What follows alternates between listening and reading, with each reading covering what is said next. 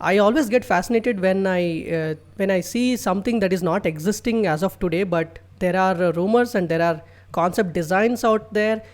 Being a web developer myself, I always get fascinated with these kind of renders. People put a lot of renders. Some renders actually become true. Most of the renders become true if you really think about the future. So we have one article here in Mac Rumors saying there is a new redesigned iMac coming. So I was actually trying to purchase an additional secondary MacBook for myself. But then I saw this rumor and I was like, wait a minute, why should I purchase it now if such a redesigned device is coming? I'm all into Apple's ecosystem. I know you're from Microsoft. You would be in Windows Microsoft ecosystem for sure. So the reason why I chose Apple was because my office has given a MacBook.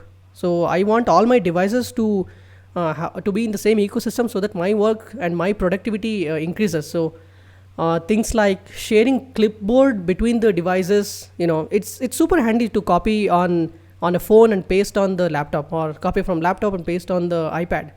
So small things like this, right? They actually boost our performance because time is very limited.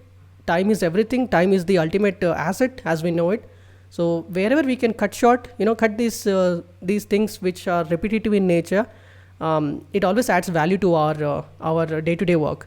So this rumor says that there is a redesigned iMac. So this iMac looks like a Pro Display XDR combined with an iPad.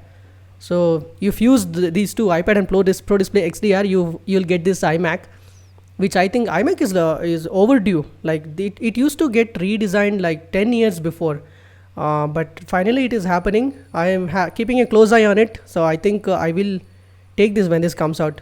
Probably it will come out after June. One more device that is going to get redesigned is the MacBook itself. Last year we saw a MacBook Pro with the M1 chip, which was leaps and bounds ahead of the Intel counterparts. But there was an issue with the last year's MacBook. It was not really a pro device. It was not having many I/O ports. It was not having this kind of crazy 16-inch display. I am actually used to 16-inch displays, so I don't want to go down to 13 inches. So I kind of halted myself. I kind of stopped myself from buying the MacBook Pro M1. I will definitely, for sure, buy the next version of the MacBook Pro.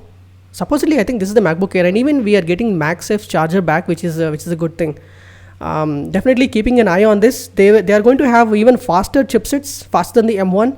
The M1 came with an 8-core architecture with a unified memory. The M1X is going to come with 12-core architecture with 8 performance cores and 4 efficiency cores, which is going to be a crazily fast device. And also, it is going to feature this mini LED display. This is the new generation of displays. So we are having LCD displays as of today. We all know that OLED displays are the ultimate pinnacle of displays, but mini LED is getting there. Mini LED has so many advantages. Like it has advantages what OLED has, and it also has advantages what LCDs have.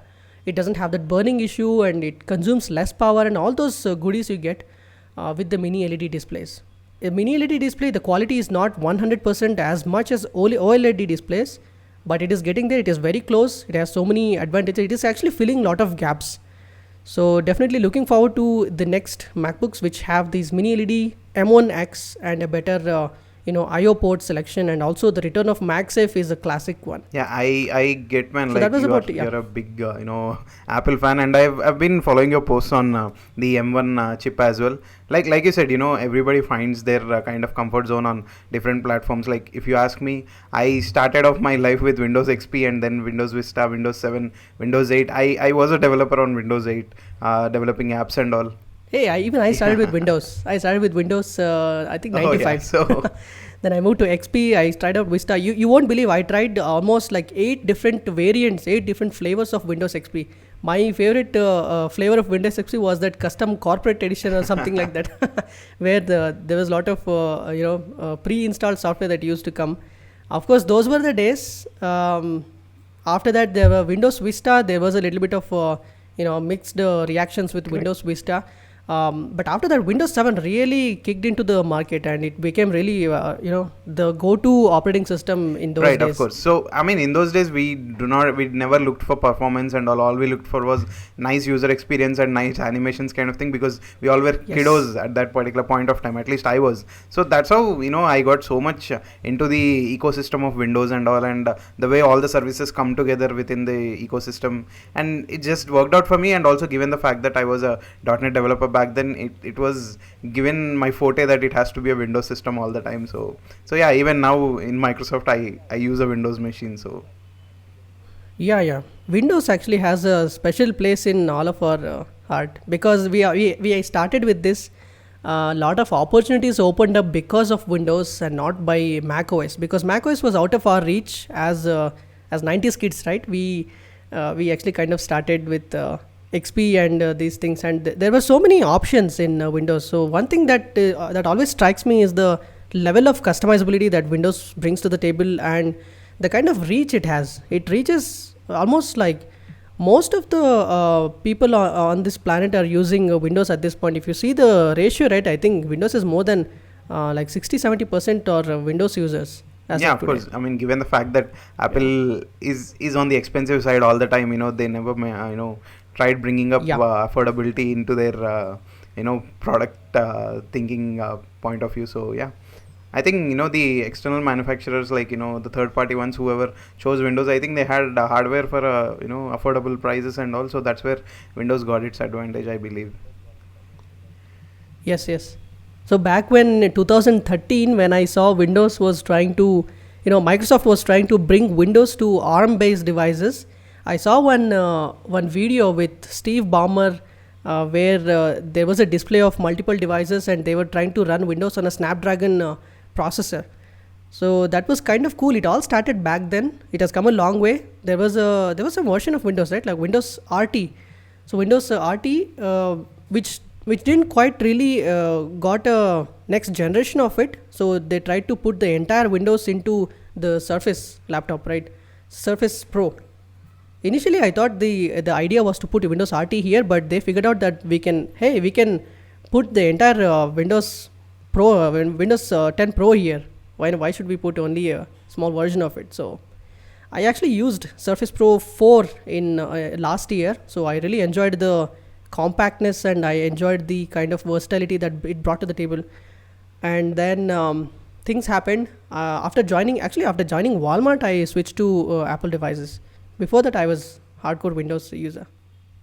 Yep. I think with the leads of Panos Panay, who is the chief product officer, I think there are some really interesting products coming from the Surface, and yeah, just waiting for them to be released, and so that we can get a hands-on experience, especially the foldable tablet kind of a thing, which is running this Windows S version on top of it. So very exciting for all those products to come out, and yeah, let's see how things turn out, because after Windows Phone going down the drain, I was one of those fans who felt very bad that there won't be any more Windows Phone, and I had to forcibly shift to an Android mobile and all. So if Windows is coming back, I'll be the first one to be happy on the mobile. Not sure if Windows Phone is coming back, but Windows is Windows is the choice for gamers. See, when you talk about gaming industry, right, people are saying gaming industry is going down, and they all those things, right? This is, I would say no. Gaming industry is never going down. It has never gone down in the before. I mean, just see how many sales the Sony PS5 had last year. It actually blew up the e-commerce websites. That much of crazy. People are crazy about games. So Windows has always been the go-to device. When I was kind of playing non-stop when I was as a kid, right? So this was the go-to device. I couldn't, even today you cannot play much games on Mac, let's be honest. Yeah, I mean, for gaming, Windows is your go-to thing, and Microsoft is also on the gaming front in terms of Xbox and the services that it provides through that.